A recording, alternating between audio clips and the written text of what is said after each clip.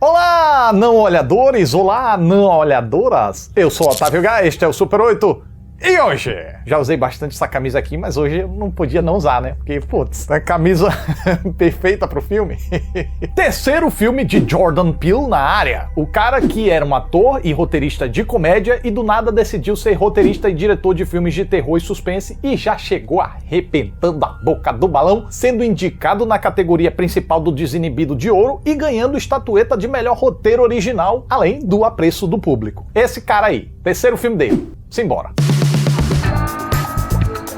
Quem achar o filme ruim pode dizer que foi um tiro no pé. Se não é pra olhar, a história vai ser contada em audiobook. Quando a Branca de Neve troca de roupa, ela diz, ah não olhe. Tudo isso e muito mais agora. Depois de um acontecimento bizarro, um time do criador de cavalos e sua irmã Tagarela começam a testemunhar fenômenos estranhos que podem estar relacionados a visitantes de outro planeta. Mas o que seria? Seria algo hostil? E como lidar com isso? Oh meu Deus, é muitos mistérios. Mas sabe por que eles correm esse risco de invasão? Porque eles não têm um VPN de qualidade como o Surfshark instalado lá no rancho deles. Pois é isso mesmo, já que o Surfshark VPN, dentre algumas funções, tem duas principais. A primeira é impedir que empresas mal intencionadas ou invasores em geral fiquem xeretando seus passos nas internet e roubem seus dados. Essa não? O que você está fazendo aqui?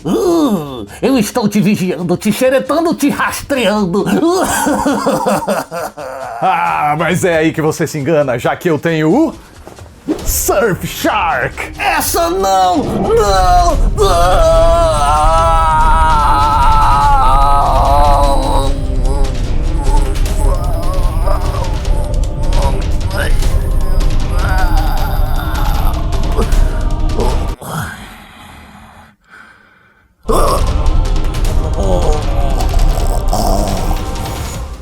Isso aí. Pois é isso aí mesmo, você se conecta de forma mais segura, já que a VPN criptografa o seu tráfego e disfarça sua identidade online. E isso é muito importante, principalmente para quem costuma usar redes públicas por aí, em restaurantes, aeroportos, shoppings, tanto no laptop quanto no celular, no tablet, e com o Surfshark você consegue proteger todos esses dispositivos, tá? E a segunda função mais importante é você poder mudar de localização. Você tá no Brasil, mas pode acessar a internet como se estivesse nos Estados Unidos, nas Europa. Mas por que eu faria isso? Porque às vezes você quer acessar um conteúdo que só está disponível em outro país. Por exemplo, às vezes eu quero assistir a um filme que ainda não chegou no Brasilis, mas já está disponível no streaming ou em aluguel on demand lá fora na gringa. Aí com o Surfshark VPN, pimba, eu consigo ter acesso ao filme de forma legal. E é tudo muito fácil, tá, gente? Depois de instalar, é só clicar para conectar. Clicar para desconectar. Quer escolher um certo país? São só alguns cliquezinhos também. Tá, mas beleza, tá legal. Tem promoção?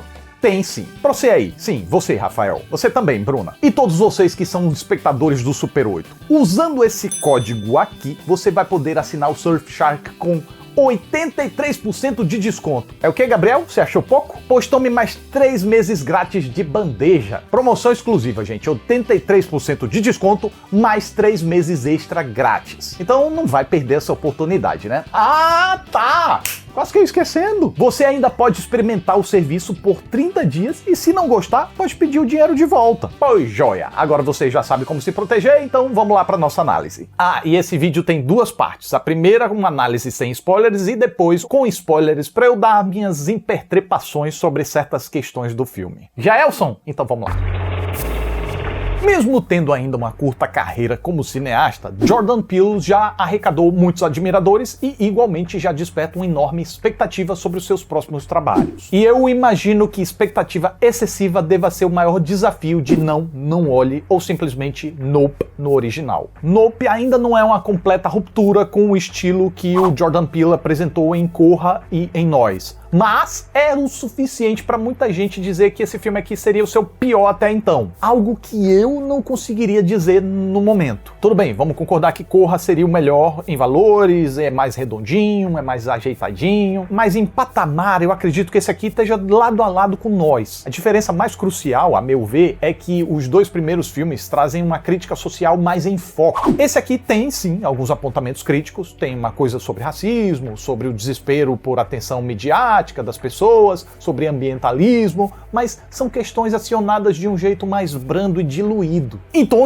enquanto Corra e Nós ganham com suas mensagens sociais mais profundas e em alta, o forte de Nope tá na diversão, mas sem abdicar também de suas mensagens e enigmas. Pois é, porque dos três, ainda que esse novo filme tenha uma pegada de terror, tenha uma ameaça, tenha violência, ainda assim é o que tem o clima mais convidativo, daqueles que a gente entra na ambientação, se alia aos personagens e se sente parte da experiência que eles estão vivendo. Muito disso se deve à longa preparação que o filme tem. Até começa com eventos sinistros e chamativos pra fisgar a gente logo de cara, mas até voltar a botar alguma grande coisa pra acontecer mesmo, de fato, o cineasta dedica muita calma para criar um largo contexto. Assim, o filme apresenta os personagens principais, carismáticos personagens, vale dizer. Daniel Kaluuya vai na contramão da intuição ao compor um personagem que apresenta uma persona encolhida, numa timidez incomum. Ele é fechado, de poucas palavras, mas ainda assim a composição carrega uma umbridade, uma postura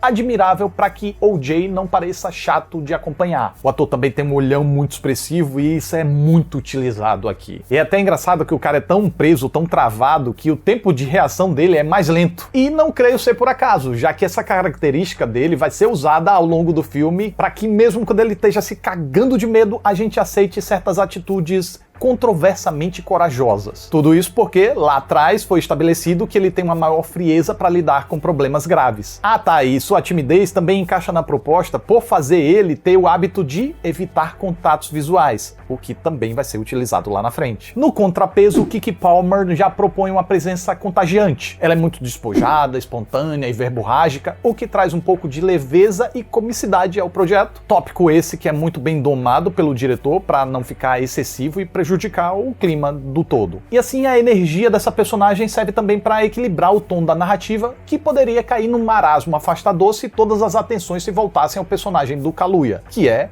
encolhido. Então, enquanto um personagem puxa pra baixo, a outra puxa pra cima e o filme se equilibra. Mas beleza, voltando às demais investidas que servem pra longa preparação. Depois de apresentar esses personagens, a obra aprofunda o cotidiano padrão deles enquanto desenvolve a relação entre eles. E então, expande o contexto apresentando o entorno e os personagens que fazem parte desse entorno também são apresentados. Aqui entram o intrometido personagem do Brandon Perea e o misterioso personagem do Steven Yeun. Aí, o filme explora o passado desse último e só então, depois de também se alimentar com coisas suspeitas e esquisitas que fogem do cotidiano padrão dessas pessoas, ou seja, depois de muitos acontecimentos que servem de pista para dizer que tem algo excêntrico acontecendo naquela redondeza, aí a problemática oficial de Nope aparece, se desenvolve e acontece. Em outras circunstâncias, eu diria que essa longa preparação poderia gastar a paciência do espectador, mas aqui eu imagino que não deva acontecer. Pelo menos não muito. E por quê? Porque lembra do que eu falei? Jordan Peele tem a habilidade para criar um conjunto de personagens, atividades, dinâmica e ambiência muito próprios e capazes de fazer a gente se interessar pelo que tá vendo. Além disso, os mistérios são encasquetantes de um nível que a gente não quer piscar para não perder nenhuma pista. É só pensar em como cada plano mostrando o horizonte é um tiro certo para deixar a gente vidrado ali, tentando ver uma coisa. E quanto mais vidrado na tela, mais imersiva tende a ser a nossa experiência. Outra coisa, como se dosar com calma o conteúdo do filme com essa extrema confiança não fosse o bastante, uma outra característica do Jordan Peele que novamente chama a atenção aqui é a criatividade. Inclusive é uma das coisas que animam a gente para ver cada novo projeto dele. Ele até pode propor inicialmente um conceito mais do mesmo, mas em algum momento isso vai ser redirecionado. E aqui em Nope não é diferente. E te falar, ele tomou decisões corajosas aqui, porque depois que a gente já viu tanta coisa no cinema, para dar origem a algo realmente próprio, muitas das vezes um cineasta precisa dar umas boas viajadas. E ao viajar, o autor às vezes faz proposta assumindo riscos que podem causar estranhamento numa parte do público. Assim, você pode ter isso aqui nesse filme. Mas, gostando ou não, estranhando ou não, é bacana ver um filme que se arrisca desse jeito. Se bem que, assim, risco bem entre aspas, porque não é como se fossem conceitos quaisquer largados de qualquer jeito no enredo, sem muita coesão, confiando apenas na particularidade das ideias. De jeito maneira! Muito fã da série de ficção científica Além da Imaginação, Jordan Peele busca em Nope instigar justamente a imaginação do público. Comungado com os mistérios, a narrativa sugere conceitos e circunstâncias que já fazem parte do imaginário popular. Mas então, eis que o cineasta dá um belo puxão no nosso tapete para subverter esse imaginário popular. O espectador que tiver mais apreço pelo desconhecido e por novas propostas que fujam da caixinha deve aproveitar bastante a viagem. Agora, quem tiver mais resistência a conceitos e invencionices que sapateiam nos conceitos que são familiares, aí a chance de rejeição vai ser grande. Porque essa pessoa vai tentar ligar os pontos através das lógicas que conhece, enquanto o filme trabalha com conceitos próprios que agem de acordo com lógicas próprias. E onde a gente pode aprender essas novas lógicas, sabe, toda a preparação que eu mencionei, ela também serve para fazer as ideias começarem a se comunicar, se alicerçar devidamente, se grudarem e ficarem bem sólidas quando as coisas começam a viajar. E não que tenha uma explicação expositiva sobre tudo que a gente vê aqui, não. Até tem um grau de exposição, mas não é sobre tudo, não é o tempo todo, e faz muito bem que algumas coisas sejam deixadas em aberto para que a nossa imaginação complete. Como, por exemplo, certas atitudes de certos personagens. Eles não comunicam, vou fazer isso por causa disso. Muito bem, eles podem explicar ideias, deduções, aí vai. Mas certas coisas passam sem eles explicarem e a gente tenta captar através das suas posturas, através das suas atitudes. E para que a gente disponha de um material mais concreto para conjecturar, além das intenções dos personagens, sobre os acontecimentos como um todo, Peele aproveita bastante o orçamento mais farto que ele recebeu dessa vez. O cara vai ficando respeitado, a galera vai soltando a grana. Se Corra ele fez com 4,5 milão e Nós ele fez com 20 milão, agora o homem teve à sua disposição 68 milhões de dólares. É money, carismas. E isso se reflete em efeitos visuais que não parecem nada demais, mas acreditem, poderiam facilmente cair no ridículo se não houvesse uma devida atenção. Além de se refletir também num design de produção mais vasto, mais ambicioso, para compor o rancho dos protagonistas e o parque nas proximidades, na amplitude e na ousadia da fotografia do terceiro ato, e em especial no caprichoso desenho de som. E eu falo especial porque é um trabalho de som capaz de fazer a gente criar imagens mentais, o que no contexto em questão atormenta a nossa sanidade daquele jeitinho que a gente quer ver num filme de terror. Mesmo que Nope não seja precisamente um filme de terror, assim, terrorzão. Pelo menos não ao longo de toda a duração. Ele tem fortes elementos do terror quando explora o entorno do perigo ou ainda na construção da atmosfera, mas o suspense acaba sendo até mais presente em boa parte daquela tal preparação que eu mencionei, e na conclusão o filme ganha um viés de aventura, ora veja só. O que eu creio que funcione, mesmo que a tensão acabe se fragilizando um tico, pois a sensação da ameaça fica meio atenuada. Além disso, também não acho que o filme é 100%. Eu creio que esse novo trabalho do Jordan Peele tem certos pontos que merecem uma contestação. Na verdade, eu queria destacar um ponto só, mas com variações que aparecem espalhadas ao longo da narrativa. Eu tô falando de conexões. Eu entendo que tudo comungue para um certo fim, mas eu não consegui deixar de sentir que certas ideias não se conectam tão bem como pretendia a encomenda. Não parecem tão homogêneas, sabe? Alguns personagens que são incorporados na trama de forma meio forçada, algumas atitudes que alimentam certas alegorias, mas que no campo da literalidade parecem meio inverossímeis, e uma subtrama no passado que é puxada de forma aparentemente deslocada. Mas no caso dessa última eu fico reticente se seria um problema ou não. É que o jeito como a narrativa incorpora um certo flashback pode dar a sensação de que ele estaria ali gratuitamente e sem propósito. Então parece que Jordan Peele escorregou na forma de incorporar isso. Mas acontece que esse flashback tem sim um propósito, que pode até não ser tão claro logo de cara, mas ainda assim o filme dá material suficiente para que a gente possa chegar nas respostas. Esse flashback é dividido em partes que são puxadas no presente por uma lembrança ou rima, e tem uma realização pra lá de instigante. Apesar da composição aparentemente simples, esse trecho alterna um plano fechado de uma reação e um plano conjunto que consegue incluir no campo de visão tudo que a gente precisava com uma economia excepcional. E o momento em si é tão misterioso quanto bizarro e tão bizarro quanto sufocante, e todo esse conjunto faz geral sair do cinema encasquetado queimando os botões. E aí, através das reflexões e na troca de ideias, a gente pode acabar ligando os pontos. Com isso em mente, eu fui levado a aceitar que Jordan Peele sabia sim o que estava fazendo e foi preciso na forma de comunicar. E assim como vários outros elementos do filme, ele não entrega de bandeja para que a nossa experiência se prolongue depois que a sessão acabe. Como vocês podem ver, eu gostei muito de Nope E acho que quem conseguir domar a expectativa e tiver aberto a viajar com as invencionices de Jordan Peele, deva aproveitar bastante a experiência também. E agora chegou o momento de desenvolver um cadinho mais sobre a minha interpretação sobre algumas questões do filme. A partir daqui vão ter muitos spoilers, então eu recomendo que só assista quem já viu o filme, beleza? Estejam avisados.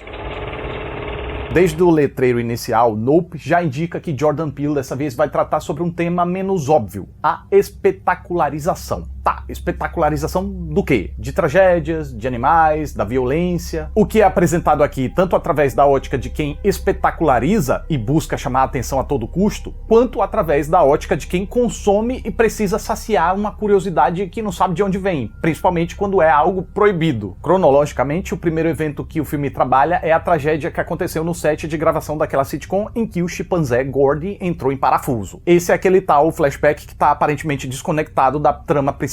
Aí, na busca por alguma correlação, a gente é levado a crer que a pistolância do Gordy poderia ter sido motivada por alguma influência externa, seja ela sobrenatural ou científica, alguma influência que teria a ver com a invasão lá do bicho disco voador. Mas não creio que seja o caso, não. Para mim, a pistolância do Gordy foi decorrente apenas da tentativa de moldar um animal selvagem a um ambiente controlado. Algo que, aos poucos, foi estressando o coitado, que chegou no limite quando se assustou com um balão estourando lá. Aí você vê, isso não se conecta exatamente no que está acontecendo no presente, mas ressoa no enfrentamento principal da trama do povo lá contra a criatura voadora. Mas e a sandália em pé, Otávio? O que aquilo quer dizer? Bom, pra mim, a sandália pode ser um exemplo de mau milagre, como eles dizem lá. Um fato extremamente excepcional, improvável e implausível, mas que, por uma eventualidade maluca do universo, pode acontecer. Como é o caso de animais usados em espetáculo, eles são usados o tempo todo, mas uma vez na vida, pode enlouquecer e cometer uma atrocidade, como já aconteceu na vida real. Ou a sandália pode ser ainda um símbolo do irreal, lembrando que a gente está vendo um filme e nos convidando a abrir a nossa imaginação para possibilidades fictícias que virão com um bichão lá, que tem uma forma estranha demais ao que é familiar a gente. E é só isso que difere ele de um dragão, por exemplo. Mas como esse já faz parte do imaginário popular, a gente aceita com mais facilidade, mesmo com a implausibilidade de ser um réptil gigante voador que cospe fogo. Mas então o bicho disco voador que vira tecido a gente tende a rejeitar? E aí o filme pergunta: por quê? É só um filme, por que você não aceita? Tá, mas aí então a presença do Gordy na trama só serve de pista sobre a natureza da ameaça? Seria só uma pista do tema do filme? Não só uma pista, é também uma rima temática cujo desencadear dos fatos acaba tendo reflexos lá na frente na vida do personagem do Steven Yeun, o Jupe. Ele sobreviveu à experiência do passado por uma eventualidade de não ter apresentado ameaça ao Gordy e principalmente por não ter estabelecido contato visual direto. Ele tinha aquele tecido obstruindo parte da vista, o que também combina com a solução que o protagonista encontra para lidar com um bichão lá na frente. Então, depois, quando o personagem do Steven Yeun descobre a existência da criatura disco voador, ele deve ter lembrado que o Gordy tratou ele de forma amistosa depois de tacar o terror no set de filmagem, e talvez isso tenha feito ele crer que teria algum talento excepcional para controlar animais selvagens em favor de espetáculos públicos.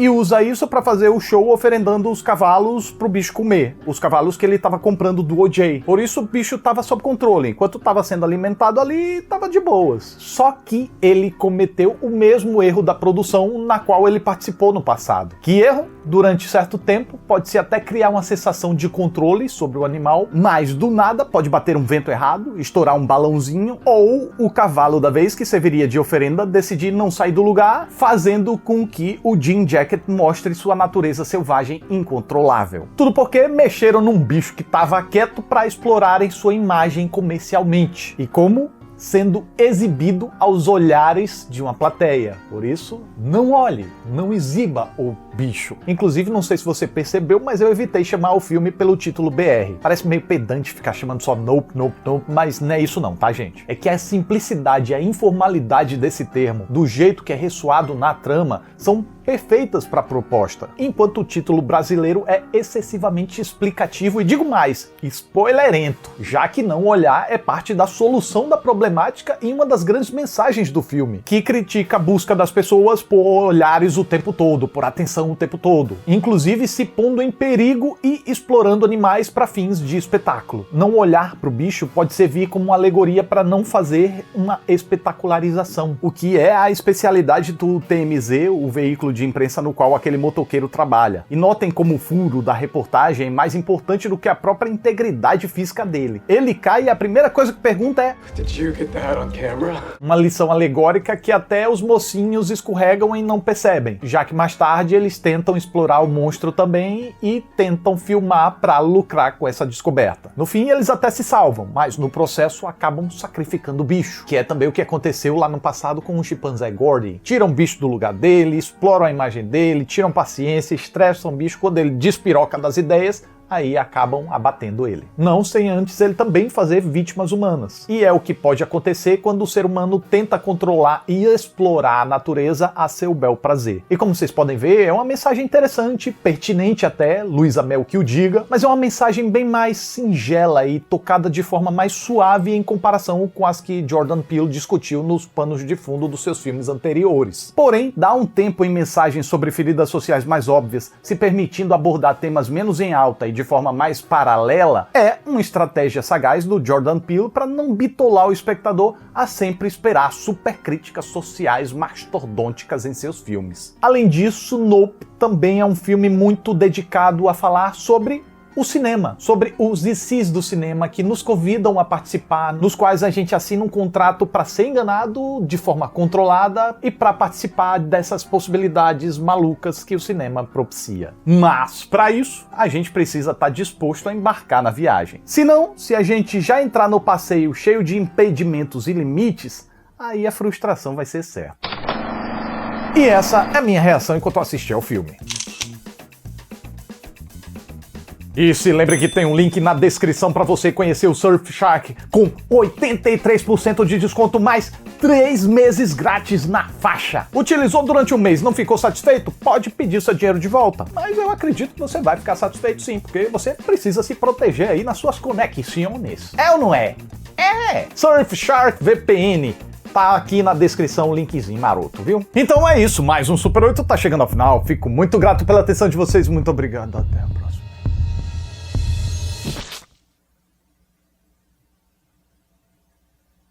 Entendi. Agora eu entendi.